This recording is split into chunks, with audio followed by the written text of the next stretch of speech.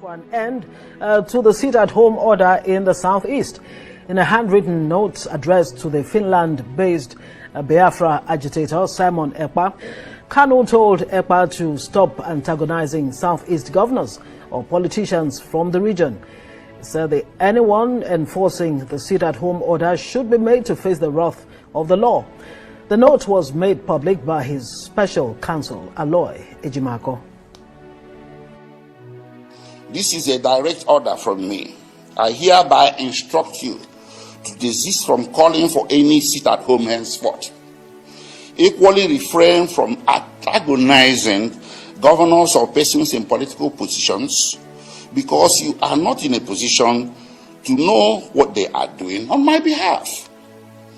I'm ordering you to make a public announcement to the effect that you are in receipt of a direct order from me to cancel any pending sit-at-home in place at the moment. I embarked on this movement to liberate our people, not to enslave them.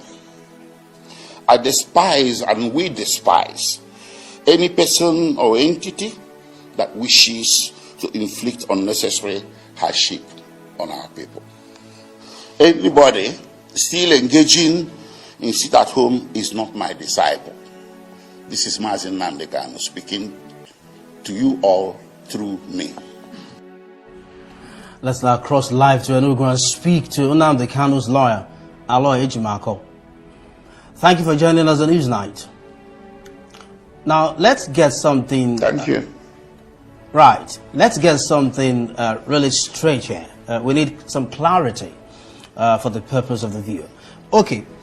Those enforcing the sit-at-home order till now, who are they loyal to? Who are they answerable to? Are they answerable to NNAMDI KANU or answerable to Ekpa? Well, I'll speak on what I know as of counsel. That might be limited knowledge. That might be all you need to know, and our viewers tonight. NNAMDI KANU is the supreme leader of the indigenous people of Biafra. There are no two supreme leaders, and at this moment, there is no deputy leader. They have other leaders lower down the hierarchy of supreme leader and deputy leader. So standing on that, anybody that acts in the name of IPOB, whether the person acted for good or bad or for the ugly, is often attributed to the head of the organization, and the fish rots from the head. So NNAMDI KANU is very concerned about this. He never meant for things to go this awry, to go out of control. So your question is quite relevant. So he is trying to separate the apples from the oranges here.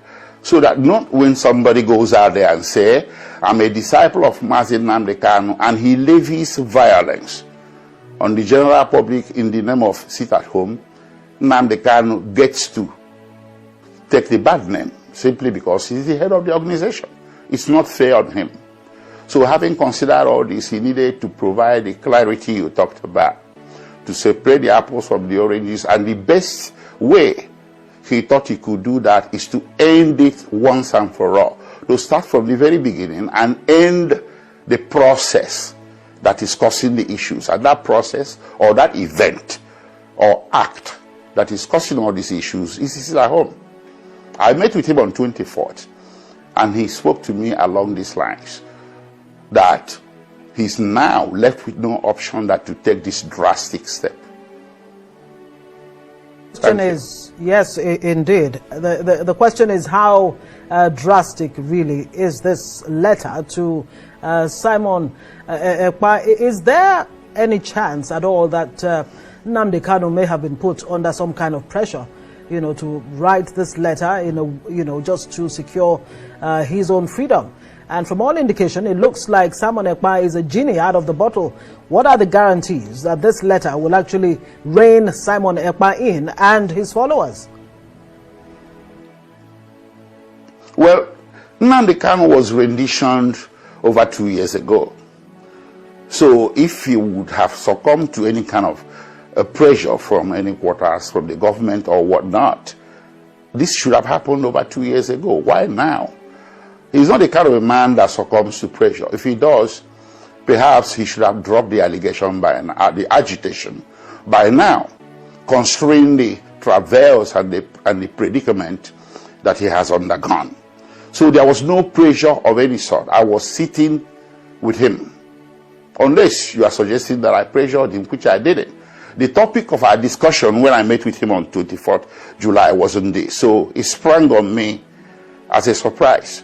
I went in there to brief him on legalities, on the status of certain cases that we have around Eastern Nigeria and in the federal capital. So he sprung this at me. So he must have ruminated over it, thought about it before I came into the room to meet with him. So that's number one. Number two is you asked about whether Simon Ekpa will comply. Well, if you read my press release, this announcement should have been made on Simon Ekpa's platforms, media platforms. That was the order. That if you don't make it on your platform, I have authorized Barrister Aloy to do it as a public announcement. So the order is directed to Simon Ekpa for the limited purpose of announcing on his platform. But the announcement I have made is addressed to the whole world. It's addressed to the whole world in general, and particularly to people of Southeast and South of Nigeria and followers of IPOB that are legion. So the question should have been whether these followers of IPOB will comply and obey the instruction or order or directions of their extreme leader. So we shall see that as the days unfold from tomorrow. Okay, we're coming there. If they don't, what happens then? I mean, if Simon Ekpa's followers don't do the bidding of NNAMDI KANU, at least based on what he said in the letter giving that directive, what happens then? Well, the question you put now, referring to Simon Ekpa's followers, suggests that Simon Ekpa has different followers from NNAMDI KANU. No, that's a fallacy. Simon Ekpa's followers are NNAMDI KANU's followers. So anybody following Simon Ekpa is following him because he believes that Ekpa is following NNAMDI KANU. Ekpa calls himself as a disciple of NNAMDI KANU, and the memo containing the order, in that very memo, NNAMDI KANU also used the word disciple. So there is no different followers of Simon Ekpa, different from those following NNAMDI KANU. So that leaves us at where I was in my previous statement, that this order is directed not to Simon Ekpa. He had a limited role to publish it. He didn't do it. So the responsibility fell on me as of counsel to do so. But the order is beyond him and directed to the general public generally, and of course specifically to members of IPOB that are in the millions. So their leader has spoken, and it's left for them to follow his orders, directions and instructions without looking to left or right. That is what I think should happen. Thank you. So in other words, there is this alliance between Simon Ekpa and NNAMDI KANU. What if after this letter, Simon Ekpa now sees it as an opportunity, sees the situation as an opportunity to exert himself and take over the leadership? I cannot go into his mind. The question is making extreme postulations, which I don't think should form the subject matter of the discussion. I think we are going beyond the brief. I can't go into his mind and try to analyze what he's thinking. It has never come into my reckoning. So I just don't know what to say to that question. I expect him to act in good faith. Let me just say one or few things. Of course, I expect him to act in good faith. He describes himself as a disciple of NNAMDI KANU, and that has endeared him to many, or most of, or not, if not all, most of the followers of NNAMDI KANU. There is no demarcation. When he says that he's a disciple of NNAMDI KANU, it is to be expected that he should also fall in line when NNAMDI KANU instructs him to do one or two things, such as this one right now. Is he so I don't aware? Expect him to act differently. Yes. That he felt. Isn't NNAMDI KANU been briefed? Has he been briefed about the Senate's rejection of, the motion to release him from detention? And is there a sense that Southeast governors are doing enough to, get him to be freed, or at least be allowed to go on bail? Well, when I met him on 24th July, that Senate motion you mentioned was still pending.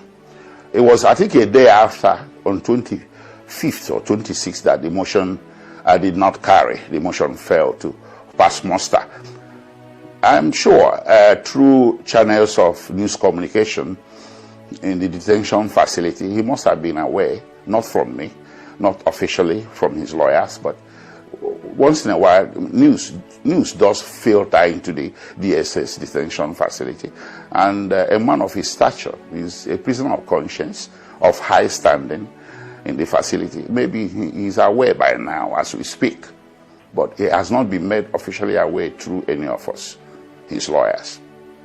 And whether the Southeast governors are doing enough to seek his unconditional release, I think it was implicit in the order he issued, which I published today, that there is a sense in him that the Southeast governors or political leaders are doing something.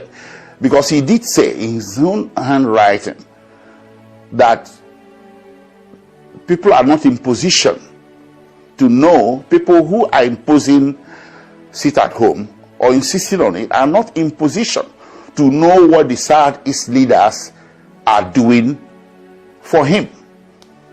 When it was read out, when I had my voice being played back, that segment was covered. I spoke about it. And if you are looking at the handwritten notes, you see a reference to Southeast leaders doing something for him, and that people who are not in position, who are not in the know, are antagonizing Southeast leaders, and he does not like it. So that indicates to me that he has some sort of confidence or a bit of a reckoning that Southeast leaders are on a march, even though so covertly, and some of it out in the open, to do something about releasing him. The example you gave of the senators from Southeast sponsoring a motion, that is very ghosty of them. That's brotherhood, that's love. That's something in the open. The other day, about 10 days ago, I think the governor of Enugu State, Barrister Peter Mba, did openly urge President Bola Tinubu to release NNAMDI KANU, and I think he was able to eke out a meeting, a brief meeting with the president. I'm not so sure, but I read something in the news about that. That is one. And the other one prior to that was Governor Charles Soludo. He did also make a public appeal, and he sent a letter to the former president.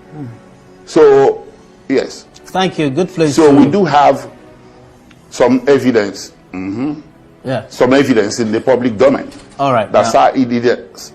Let's see how the people, the followers of NNAMDI KANU, obey the instructions in this letter. Thank you, Aloy Ejimako, for joining us on Newsnight. For an end to the sit-at-home order in the South.